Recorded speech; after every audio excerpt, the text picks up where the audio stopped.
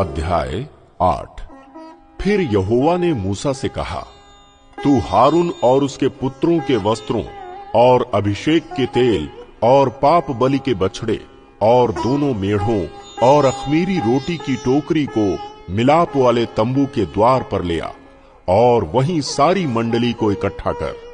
यहोवा की इस आज्ञा के अनुसार मूसा ने किया और मंडली मिलाप वाले तंबू के द्वार पर इकट्ठा हुई। तब मूसा ने मंडली से कहा, जो काम करने की आज्ञा यहोवा ने दी है वो ये है। फिर मूसा ने हारून और उसके पुत्रों को समीप ले जाकर जल से नहलाया।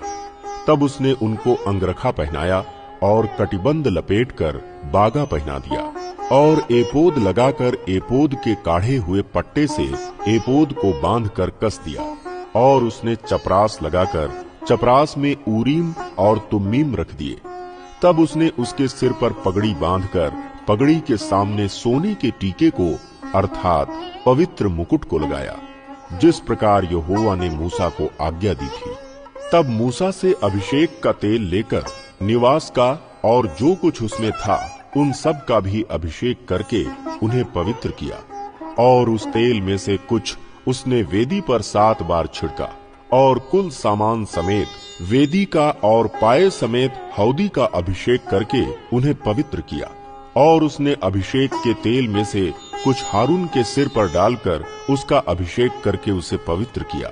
फिर मूसा ने हारून के पुत्रों को समीप ले आकर अंगरखे पहनाकर कटिबंध बांध के उनके सिर पर टोपी रख दी, जिस प्रकार यहोवा ने मूसा को आज्ञा दी थी। तब वो पाप बलि के बछड़े को समीप ले गया और हारून और उसके पुत्रों ने अपने अपने हाथ पाप बलि के बछड़े के सिर पर रखे। तब वो बलि किया गया और मूसा ने लहू लेकर उंगली से वेदी के चारों सींगों पर लगाकर पवित्र किया और लहू को वेदी के पाए पर उंडेल दिया और उसके लिए प्रायश्चित करके उसको पवित्र किया। और मूसा ने अतड़ियों पर की सब चर्बी और कलेजी पर की झिल्ली और चर्बी समेत दोनों गुर्दों को लेकर वेदी पर जलाया। परंतु बछड़े में से जो कुछ शेष रह गया उसको अर्थात गोबर समेत उसकी खाल और मांस को उसने छावनी से बाहर आग में जलाया, जिस प्रकार यहोवा ने मूसा को आज्ञा दी थी। फिर वो होम बलि के मेढ़े को समीप ले गया और हारून और उसके पुत्रों ने अपने अपने हाथ मेढ़े के सिर पर रखे। तब वो बलि किया गया और मूसा ने उसका लहू वेदी पर चारों ओर छिड़का। तब मेढ़ा टुकड़े टुकड़े किया गया और मूसा ने सिर और चर्बी समेत टुकड़ों को जलाया।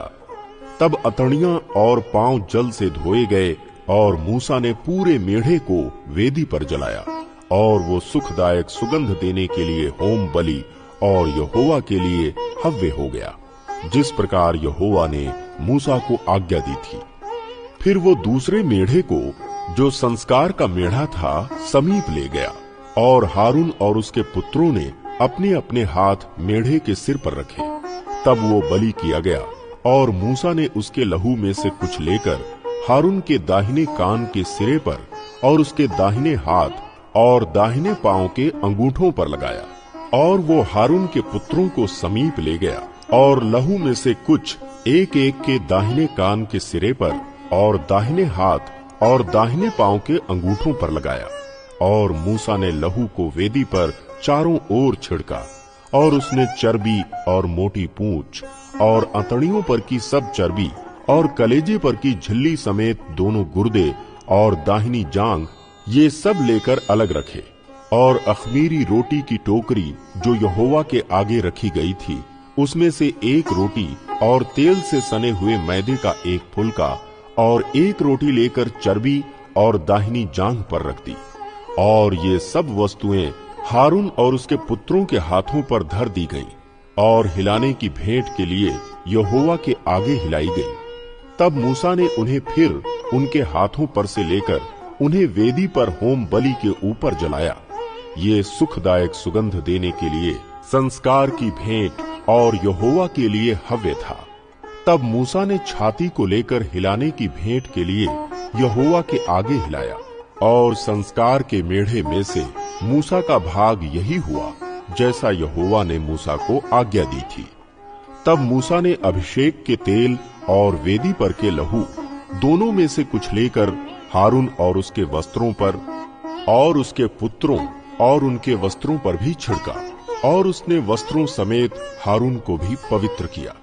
तब मूसा ने हारून और उसके पुत्रों से कहा, मांस को मिलाप वाले तंबू के द्वार पर पकाओ, और उस रोटी को जो संस्कार की रोटी में है वहीं खाओ, जैसा मैंने आज्ञा दी है कि हारून और उसके पुत्र उसे खाएं।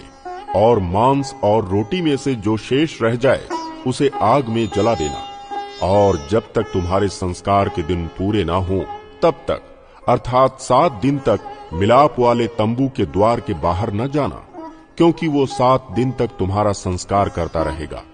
जिस प्रकार आज किया गया है वैसा ही करने की आज्ञा यहोवा ने दी है, जिससे तुम्हारा प्रायश्चित किया जाए। इसलिए तुम मिलाप वाले तंबू के द्वार पर 7 दिन तक दिन रात ठहरे रहना और यहोवा की आज्ञा को मानना, ताकि तुम मर न जाओ, क्योंकि ऐसी ही आज्ञा मुझे दी गई है। तब यहोवा की इन्हीं सब आज्ञाओं के अनुसार जो उसने मूसा के द्वारा दी थी, हारून और उसके पुत्रों ने किया।